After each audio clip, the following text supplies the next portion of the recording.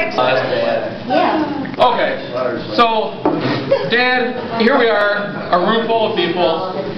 You're on your pretty best behavior that I've ever seen, and everybody else is saying inappropriate things. That alone blows my mind. That is so contrary to anything that I used to growing up. Whoever thought that was possible? I mean, let's face it, you are the true Dr. Jekyll and Mr. Hyde. On one hand, a well-respected businessman with a very successful career, but on the other hand, someone so socially unacceptable, you shouldn't be allowed out in public.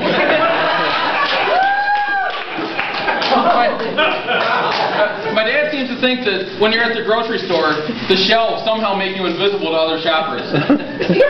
I can't remember a single trip to the market with him where he didn't rip a loud fart, only to look around afterwards to see if anybody saw him.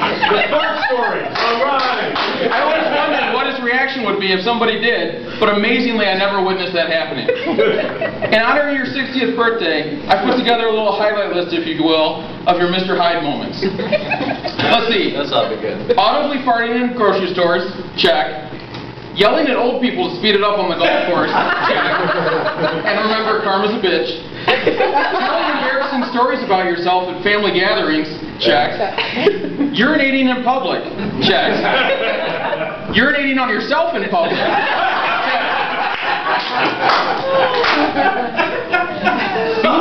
Being the founding father of the Two-Striper Club. And I will let him explain that to you later.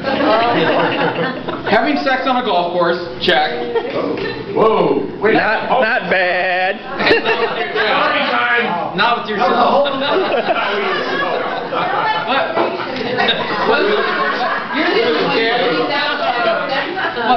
Letting your children know that you boinked your mom in a sand trap. Neglecting to offer us therapy afterwards, big check. Voting Republican, check. Wrong crowd for that, but I had to get it. We didn't hear. We were laughing too. I said voting Republican, check. Okay. Putting earwax drops in your eyes. Trying to wear a contact on your one-eyed trouser sleeve. Being the creator of My Time Mania, check. But having your wife banish you from all future My Time. Using a pocket knife to cut your underwear off in a Wendy's restroom. Check. We gotta hear that. Was that the same day as the fishing trip? Yeah, actually separate somehow. Throwing the kids in the basement because the male stripper you ordered has arrived. Check. Wearing a dress on Halloween. Check. Wearing a dress when it's not Halloween. Priceless. Dad, your little venture into dress wearing gave me a glimpse of what it would be like to grow up with two moms.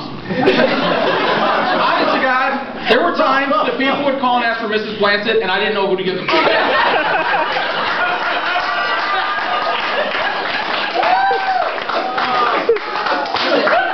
No offense, but you made one ugly-ass woman. So anyway, it's your belated birthday. What do you get a guy who already has everything? Or I should say, already has the money to buy anything he wants. I mean, why spend $1 today when it could be worth $1.05 10 years from now? Let's see, a new pair of slippers, perhaps? For those of you that haven't seen his slippers, they're older than me, and that's not a joke. No, they may even be older than him. 1973. Yeah, I'm not sure, but I think he wore them over on the Mayflower. No, we all know he wouldn't wear new slippers. Maybe some new jeans. Let's face it, your jeans belong in an antique collection. Not the ones you have on tonight, but the ones at home. Most of your jeans are hand-me-ups from me from when I was like 9. Not only do you wear jeans that a child wore, you still wear jeans of a child from the 80s. I mean, who wears jeans the same size as a 3rd grader? Well, hey, if the penis fits. No, again, we all know he wouldn't wear them. Wait, I know. We'll get you the dreaded hearing aid. We've all been in that situation where we've been talking to him, only to find that we haven't really been talking to him. Sometimes it's fun, because when you figure out he's not really there, you can say all kind of shit and he has no clue. What do you think of golfing in that? Oops, I just took a crap on your couch. Or, yeah, I'm going out for the night. I'll call you when I buried the prostitute. Great talking to your dad, or not. Let's face it, he doesn't need a hearing aid. He needs a listening aid. So scratch that. Now, I do know of one gift that's simple and that he'd really enjoy, but I can't get myself to buy it for him. Knowing him, he would like nothing more than a big bag of pistachios. But growing up in that household, I've been so mentally scarred by the phrases that have come out of their mouths that I can't even buy my dad a bag of pistachios. If I have to hear one more time about my dad sitting in front of the TV, going to town on his nuts, I'm going to need some therapy. But to his credit, at least he understands what that means. Meanwhile, my mom is busy complaining about people throwing chinks in her plans and offering to serve family dinners circle jerk style. You can imagine my wife's reaction being at her in-laws' house for dinner and hearing for the first time, "Come on in and serve yourself. We're doing it circle jerk style." Let me tell you, she ran out of there like she was on fire. Come to think of it, Dad, maybe I see why you've gotten so good at tuning people out. So in the end, we just couldn't decide on a good gift for you, so we just decided to embarrass you in front of all your friends and call it a day. There's really only one way to say this. You are truly one quirky motherfucker.